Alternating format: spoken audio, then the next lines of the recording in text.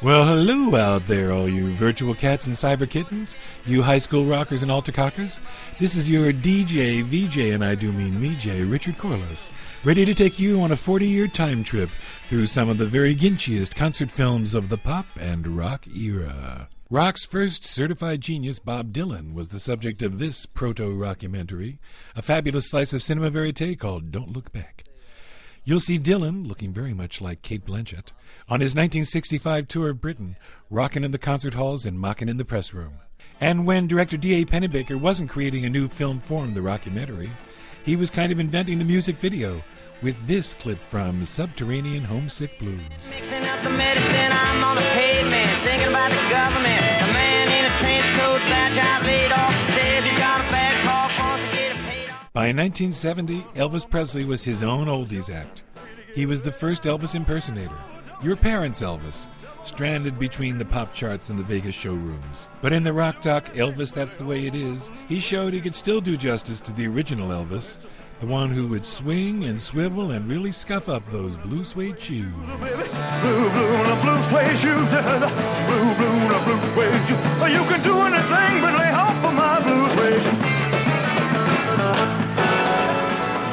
The Woodstock Festival, 3 days of peace and mud in upstate New York, was immortalized in Michael Wadley's 3-hour movie, part concert film, part hyper-hippie documentary. See Janis Joplin and Jimi Hendrix at their very best, before they died a year after the movie came out, when they were still in their 20s.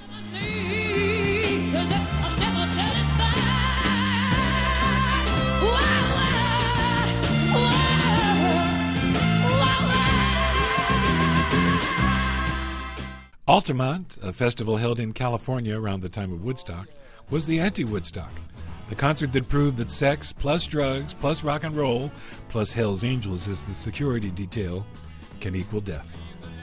Gimme Shelter, the Maysles Brothers film of the event, includes good songs by the Rolling Stones and the stench of mortality everywhere.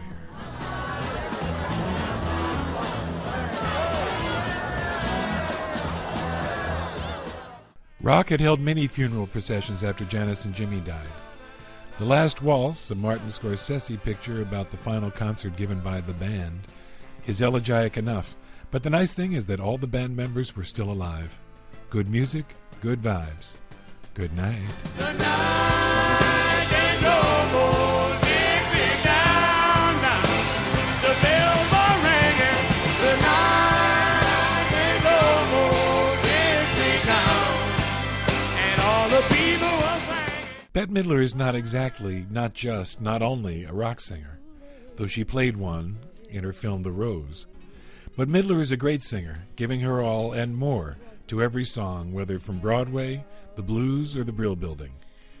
Her concert film Divine Madness has all her hits and a lot of her bawdy jokes, and one heartbreaking rave-up, Stay With Me, Baby. Oh, no, I don't believe you're leaving me. Stay